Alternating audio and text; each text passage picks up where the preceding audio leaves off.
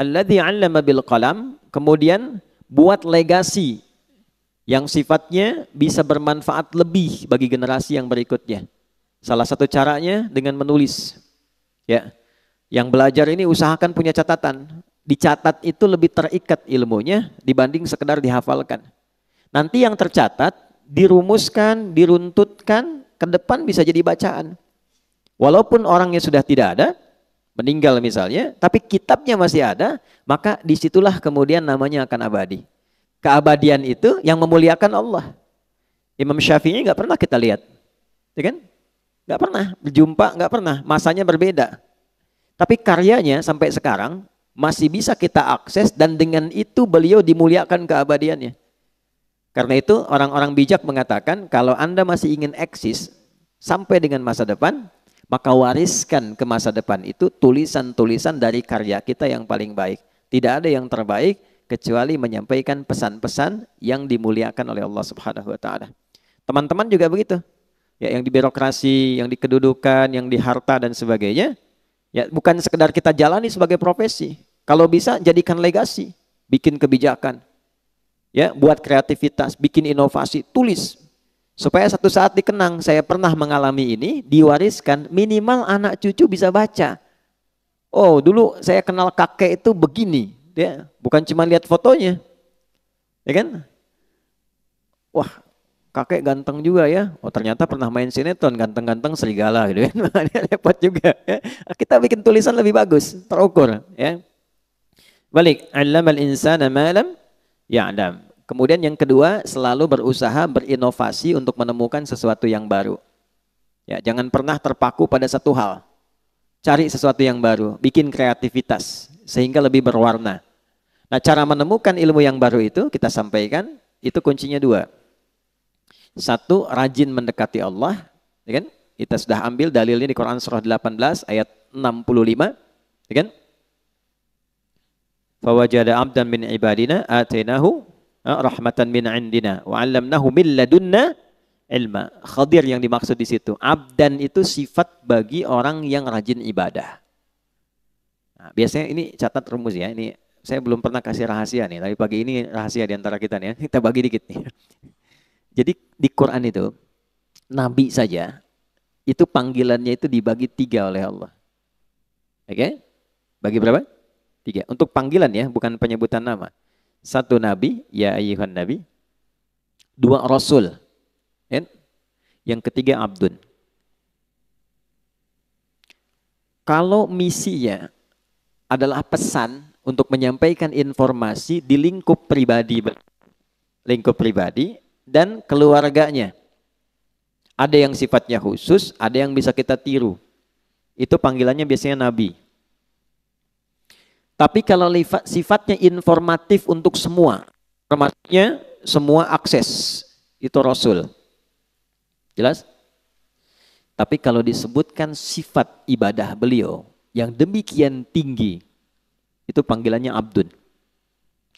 Menariknya, tidak ada satupun nabi dalam Al-Quran yang disebutkan kata abdun kecuali bersanding dengan keistimewaan. Ya. Pokoknya kalau sudah abdun pasti nikmat, ni'mal abdu innahu, dan seterusnya. Ya. Nabi Muhammad itu saat diundang Isra dan Mi'raj, hal tertinggi yang belum pernah dialami para nabi dan rasul sebelumnya, itu panggilannya bukan rasul, bukan nabi, tapi abdun. Subhanalladzi asra bi abdihi, bukan bi rasulihi, bukan bi nabihi. Jadi ternyata Allah naikkan derajat kita itu, ditambah gitu, itu saat kita menghamba. Makanya sering saya katakan, kalau kita rajin sujud menunduk, Allah pasti mengangkat. Tapi kalau orang banyak mengangkat, Allah pasti tundukkan itu. Ya, pasti ditundukkan dengan cara apapun. Nah, jadi termasuk rumus ilmu pengetahuan. Kalau ingin ditambah ilmunya, Allah kasih tambahan, maka naikkan status abdunnya. Dan di Quran, amalan seorang abdun itu selalu dibuka dengan iman. Iman dulu, baru amalan, baru jadi hamba. Contoh, sholat itu deklarasi keabdunan kita, penghambaan kita pada Allah. Deklarasi pertamanya dalam sholat. Karena itu kita katakan, iyyaka na'budu wa iyyaka nasta'in. Ya Allah, kami sekarang Mbak sebagai abdun, kan? Dan kami mohon pertolongan darimu. Itu pertama kali kita katakan dalam sholat. Kalimat sholat itu dibuka dengan iman. Pertama kali di Quran. Al-Baqarah ayat 3. Alladzina yu'minuna bil ghaibi wa yuqimunas sholah. Iman dulu baru sholat. Nah kalau sholat konsisten, imannya diisi bagus, itu persamaannya ilmu diberikan. Di mana ditemukannya? Di Quran surah ke-58, Tarawih semalam, Al-Mujadalah. Di ayat yang ke-11. Ya. Iman dulu, ya ayyuhalladzina amanu, ya kan? Perhatikan kalimatnya. Ya ayyuhalladzina amanu idza qila lakum tafassahu fil majalisi fafsahu yafsahillahu lakum. Wa idza qila lakum unshuzu syuzu. Yarfa'illahu alladzina, iman dulu, amanu minkum walladzina utul ilma darajat. Kalau iman naik, ilmu pasti ditambah. Pasti itu. Ya, itu sudah rumus. Nah, jadi yang pertama kita coba tingkatkan keimanan pada Allah, rajin sholat. Sholat, ya, nanti pasti akan ditemukan hal baru. Yang kedua, ikuti petunjuk Nabi. Misal, kalau mau belajar, ikuti petuah dari Nabi. Begini cara belajarnya. Keluarkan kitabul ilmi. Kalau mau bisnis, ikuti pola bisnis yang ditunjukkan Nabi. Kalau di birokrasi, di kedudukan, ikuti bagaimana petunjuk Nabi. Ambil value-nya, maka apa yang terjadi? Perhatikan kalimatnya. Al-Baqarah ayat 151. Kama arsalna fikum rasulan minkum yatlu alaikum ayatina wa yuzakkikum 2 wa yuallimukumul kitaba 3 wal hikmata 4 5 wa yuallimukum ma lam takunu ta'lamun. Orang yang cenderung mengikuti prototipe kehidupan Nabi, cara yang Nabi ajarkan, gimana menjalani hidup, salah satu keistimewaannya Allah kasih pada orang itu apa yang belum ia ketahui. Nah, teman-teman di serse misalnya kan, kehakiman dan sebagainya, kadang-kadang mau nyelesain kasus susah tuh, mau nemukannya. Sholat, minta petunjuk. Ya, tiba-tiba selesai ketiduran, mimpi dapat. Tiba-tiba dapat pencerahan, kemana arah. Itu bisa terjadi. Di bisnis begitu. Ya, begitu diikuti polanya, Abdurrahman bin Auf tuh dari mana sih modal pakaian datang ke Madinah? Dalam 3 tahun kok jadi orang kaya, kemudian valuasi hartanya di awal sampai 923 miliar dolar. Dihitung sekarang itu. 14.700 triliun. Nabi wafat, kita coba riset itu kurang lebih valuasinya 72.000 triliun. Ya. Dan termasuk satu di antara 10 orang masuk surga. Dan selalu punya kreativitas yang baru, yang nggak dikerjakan orang. Orang pilih yang ini, beliau menemukan yang baru. Orang sudah mau deketin yang baru ini, beliau sudah pergi ke kreativitas yang lain. Jadi hebatnya itu yang dikerjakan orang, itu beliau sudah 2-3 kali 10 step berada di depan. Ya, jadi bikin kreativitas baru, punya inovasi, orang belum ada. Begitu orang ngikutin, ini sudah mengerjakan yang baru lagi. Jadi pantas jadi yang paling unggul di bidangnya. Khalid bin Walid di militer begitu, selalu punya strategi baru. Ya, bayangkan. Ya. Kebayang nggak? Belum saya ceritakan dia.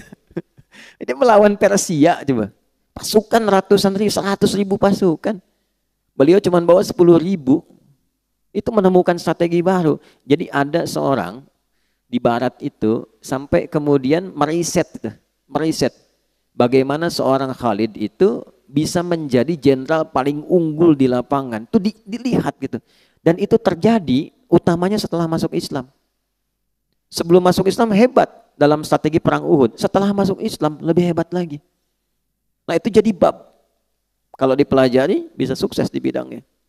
Nah itulah allamal insana ma lam ya'lam. Nah yang kemarin kita telah berhenti di ayat 6-8-nya. Kalau sudah sukses jadi apapun. Nih, jadi ilmuwan, jadi ulama, kan? Pebisnis kaya, yang kedudukan jadi jabatan, jadi jenderal, macam-macam birokrasi, udah jabatan tinggi. Kalla, jangan pernah terjadi. Innal insana la yatgha. Jangan pernah terjadi munculnya potensi-potensi menyimpang bersikap berlebihan. Ar-ra'ahu istaghna, karena sudah merasa lebih dari sebelumnya. Karena pasti peningkatan sesuatu akan merubah karakter dan gaya hidup. Bab gaya kan sering saya ulang begitu, F1 sama dengan F2. Dikonfirmasi di fisika, metafisik itu dengan fisika dekat. Ya, orang kalau gayanya pelan, nggak kedengaran pukulannya. Tapi kalau kencang, bunyinya kencang.